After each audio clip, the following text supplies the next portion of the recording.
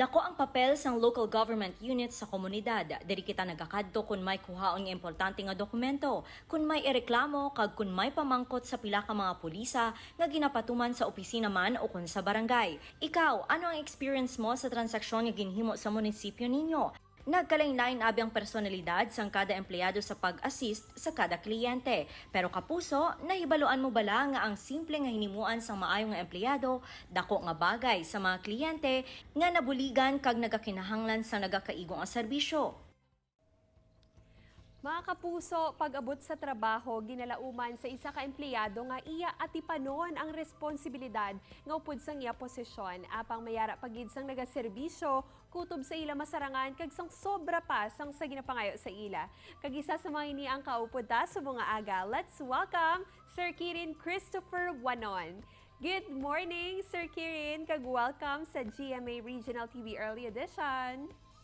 So, good morning, ma'am. Good morning, GMA.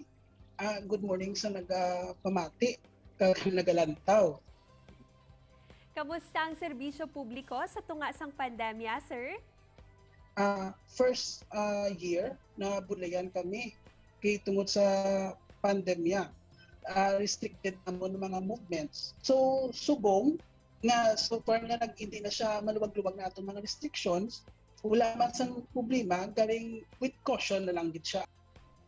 Ano ka nakadugay nga empleyado sang Iloilo Provincial Treasurer's Office?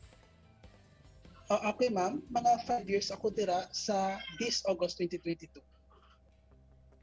Para klaro sa aton mga kapuso, ano gid ang imo nga job description o kunang specific nga obligasyon mo sa imo nga opisina? So, ma'am, ang ako nga position dira sa Provincial Treasurer's Office, Tax Enforcement Division is administrative aid. More man siya actually sa mga paperwork. Gina-train man kami sa mga division head, si Ma'am Fatima Bayona, para how to handle sa among mga kliyente. Aside sa mga paperwork, handle kami sa kliyente. Makato kami sa mga banwa, sa among fieldwork. Kami man pulong-pulong para ipabalo sa mga taxpayer nga mulibig kung delinquent mo tax, ibayaran lang naton. Lately, nag-viral ang imo ngalan tungod sa pagdayo sa imo sang kliyente sang Tax Enforcement Division. In fact, nagsulat gid siya gani sa inyo division head sa iya appreciation sa imo nga serbisyo. Balikan tayad to nga adlaw, paano nagluntad ang inyo transaksyon? So, okay mama, though medyo vague siya. Actually, si Ma'am Castro, nakabalik na siya mga katatlo, no? So, ika-third niya, ma'am, ang amot to siya, ang manubayad nito siya. Siyempre, na-comply na ng mga requirements, nagkatunan siya sa akon, ako naman na nag-handle, pakadto sa piyak sa amon nga bayad center, kagin guide ko siya kung sa pagbayad sa iyang mga taxes dito. Sa iyang auction property to siya. Ma'am, amo tong gin pa nila, gin pa redeem sa iya. Amo gito siya nga so far serbihan ko gid si Ma'am to the best of my knowledge. Ginhimo ko lang to ya nga siyempre dapat pagsulod pa lang sa kliyente, comfortable na siya actually, dapat comfortable na siya magsulod dira because bayad ka tax mo do, siyempre problema bala tax at the same time pag-abot mo dapat greeted kagid siya kagi pa-make sure mo kay ma'am nga wala siya problemahon as long nga kibuligan siya namon step by step. Kaya comfortable kagid dira pagsulod mo dira sa office, dapat lang gid. Sa imo bala ang pagpatigayon sa concern sa mga kliyente pareho sang kaundan sang sulat, natural na sa imo o kung natabuan lang daw napisanan ka lang?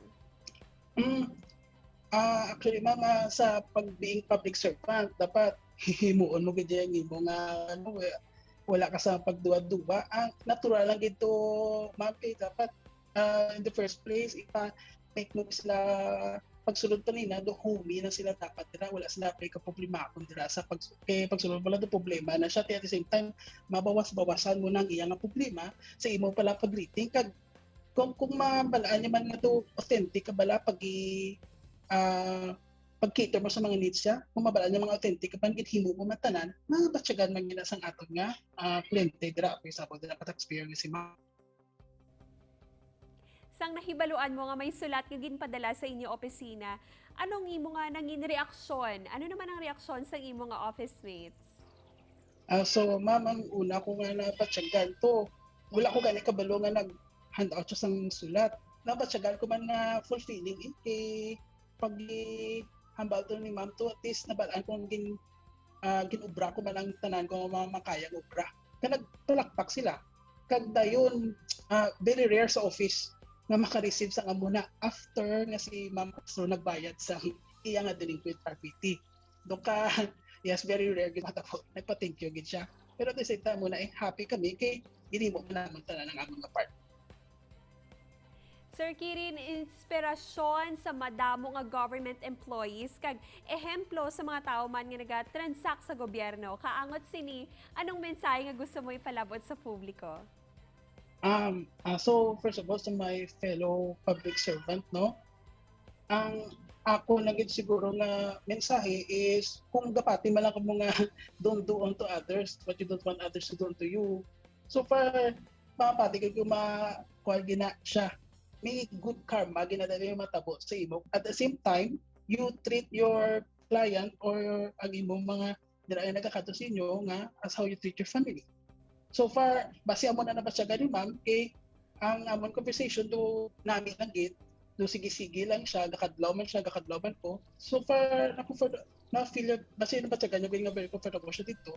That's why do na pa-share gid, take time gid siya para makaimot ang later. Thank you gid kay Ma'am Castro bakin sa abulan ni kung makapadmagit siya. Thank you gid ma'am kay na-share mo gid ang akong ubra. Kaya at the same time wala man ko regret kay ubra ko man tanan nga what's needed to be done nga sa among office. Sir Kirin, salamat gid sa time nga ginhatag mo sa amon sa GMA Regional TV Early Edition. Sa liwat, good morning. Sige. Thank you ma'am. Good morning. Duga nga impormasyon kag good vibes sa pagbalik sang GMA Regional TV Early Edition.